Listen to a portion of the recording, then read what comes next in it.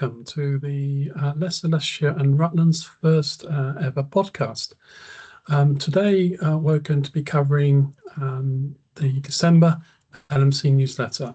I'm Grant Ingrams, I'm your Chief Executive, and first off let me thank you for voting me back onto the LMC this year. Just to quote Charlie Dickens, it was the best of times, it was the worst of times. Most recently, when I look back, I seem to be spending most of my time complaining about something or having to raise issues which are adversely affecting general practice. Turning to the newsletter, newsletters, I realise that they are long. I realise that everyone doesn't have a lot of time to read through such things. We have changed them around. If you haven't actually looked at it recently, I now include a summary of the most important information at the top, and there are links in there so you can look and see what affects you, see what you need to be acting on, and pass it around other members of the table if someone else is dealing with one of these other topics. So the three bits that we've summarised is the collective action survey, data sharing for Eclipse Live, and complex care. Just taking the second two, the data sharing for Eclipse, there has been this request for data sharing agreement as part of the collective action. We've requested that practice don't sign up to any new data sharing agreements. In addition, I have a concern about one part of the data protection, about the data sharing agreements, which I am trying to sort out with the ICB. But what we're asking is for practice not to sign up to that at the moment. Similarly, for our complex care, the ICB has sent out a request at short notice for a list of patients. Again, we've got concerns about the process, as well as the lack of detail, what they are actually asking practices to do, and also for the very short turnaround. We've arranged to meet the ICB to discuss this as well, so suggest that in the meantime that practices don't sign up for this or don't respond to the request. That leaves us with collection action. Now, collective action is a big part of the LMC work at present and is going to be for a while. Collective action, locally, we are not sure what actually is going on. Now, we know talking practices that practices are doing it, and the BMA have been collecting some data and actually say that practices in our area are actually participating more than average, with each average practice actually participating in over 5 of the actions. The highest in the country is, I think, 6.7, but locally we are above average, which is fantastic, and thank you all for that. Collective action is actually having an impact. We are seeing that it is affecting the ICB, it's affecting sometimes the hospital as well, and that's what it's there to do.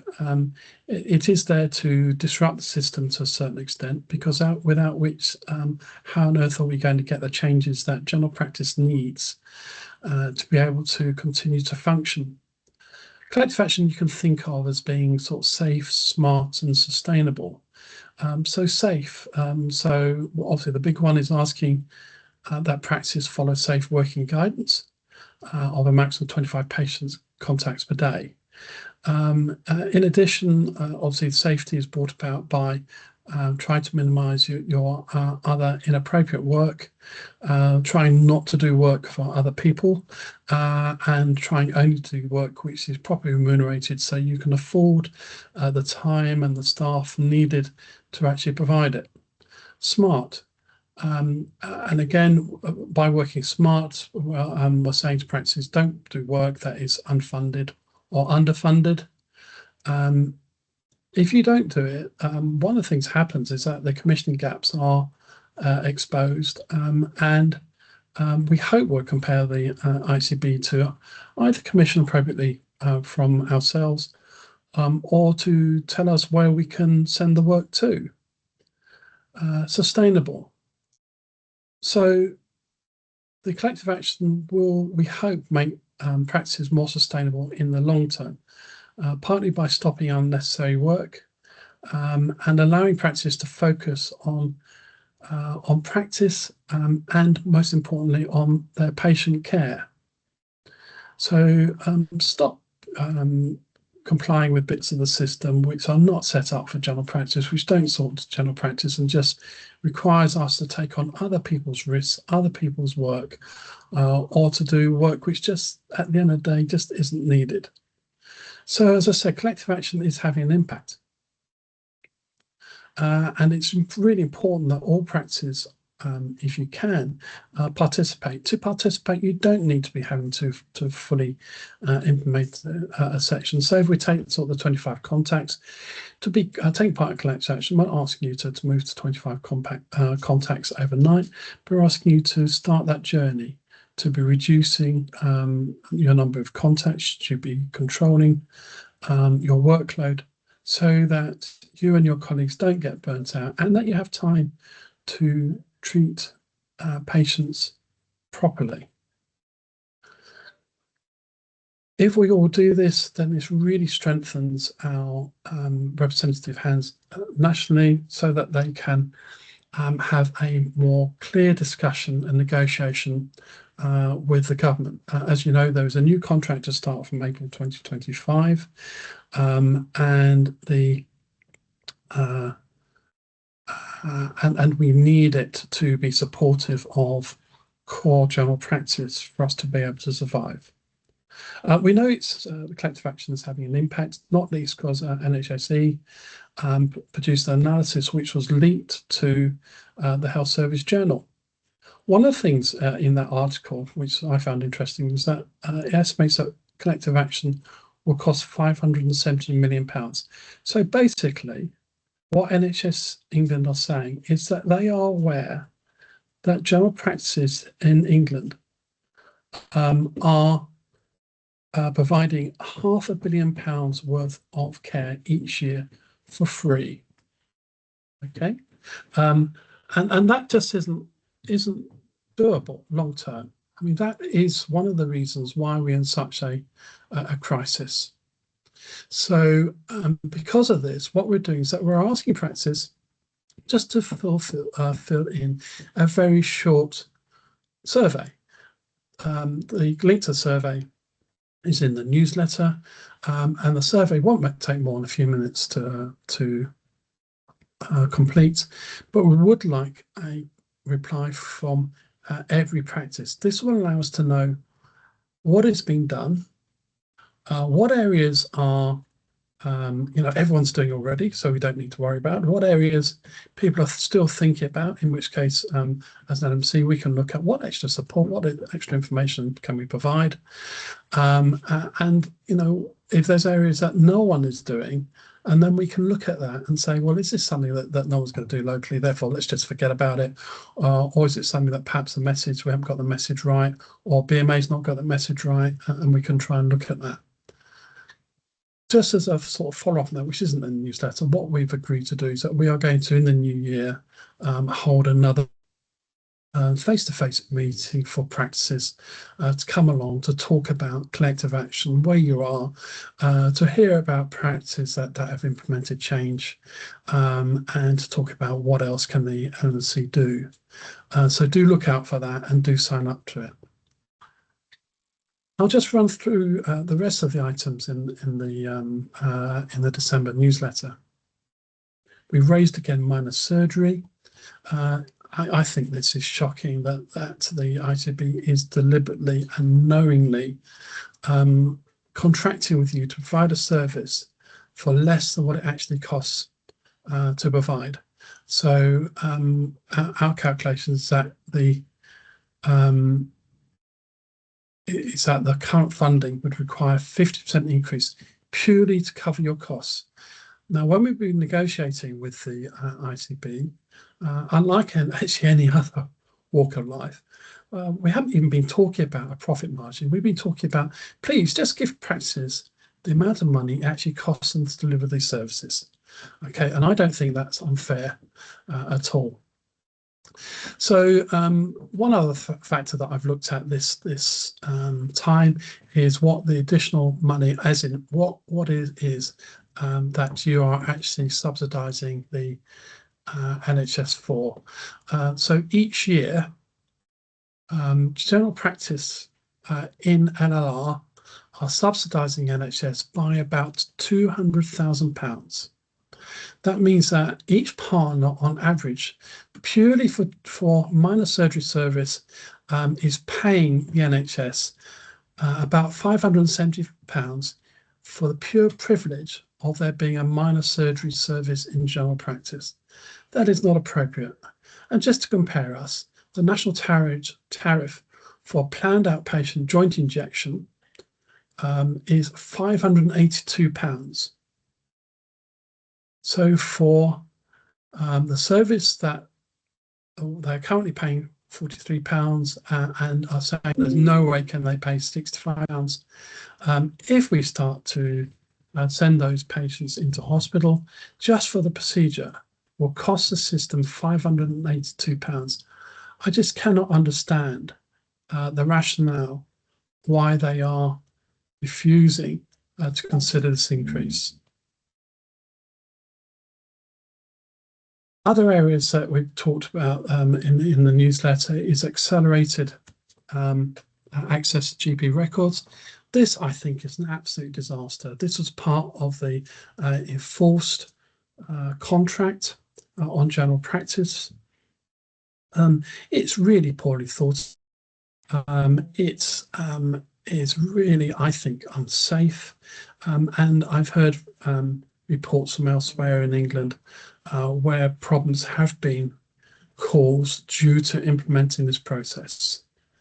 But coming back to what the situation is, that when this came out, the BMA advised all practices to consider a DPIA, which of course you are required to do under the terms of the Data Protection Act. If in doing so, you found that there were risks which could not be mitigated against, then actually the requirement under the Data Protection Act is that you do not implement the processing, as in you do not implement the change. Compliance with the Data Protection Act and data protection regulations actually takes primacy over fulfilling the term within your contract.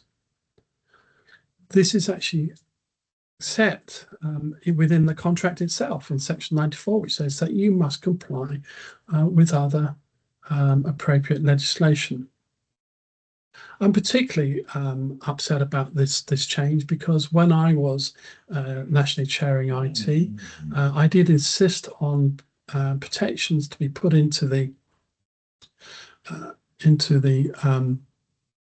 contract, saying that this would only be implemented once there was competent IT solution to be able to appropriately redact, withhold information, whilst at the same time allowing patients and their proxies access to appropriate information. That was never done. The government never wanted to invest in that software, and their solution was therefore to expunge that part of the contract by using a legal route. Just turning through again through the rest of it, within the rest of the newsletter, there's various items. We're asking you to consider an increase in levy for the General Practitioner Defence Fund. We're asking you to think about how can you better involve your local MPs. We provide you with information about how to subcontract over the holiday period for the 2 evenings that the NMC has agreed to fund, to allow practices to have a bit of extra time off to reward yourselves and your staff for everything that you've done through the year. The medical examiner service have slightly changed their contract, the contact details. And we've also given some advice about how to respond to private weight loss clinics asking for information to support prescribing Wegovy and Mounjaro. Just coming back to the medical examiner, since the newsletter has been sent out, we have received some concerns about the medical examiner service, and we've been in contact with them. The length of time it's taking them to respond has increased to about a week. Occasionally that can go on for 3 weeks if there are complications, and we suggest that you let patients know. There is a number that you can, let patients know, let relatives know. There is a number that you can give relatives, and so they can contact the ME service directly.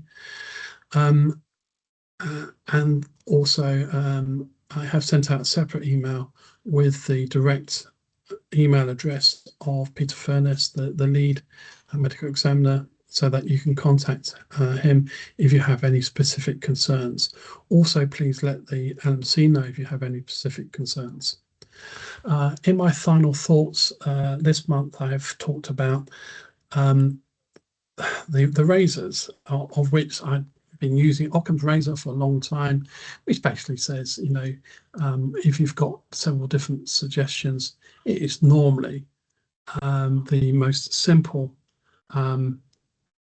answer, which is likely to be correct.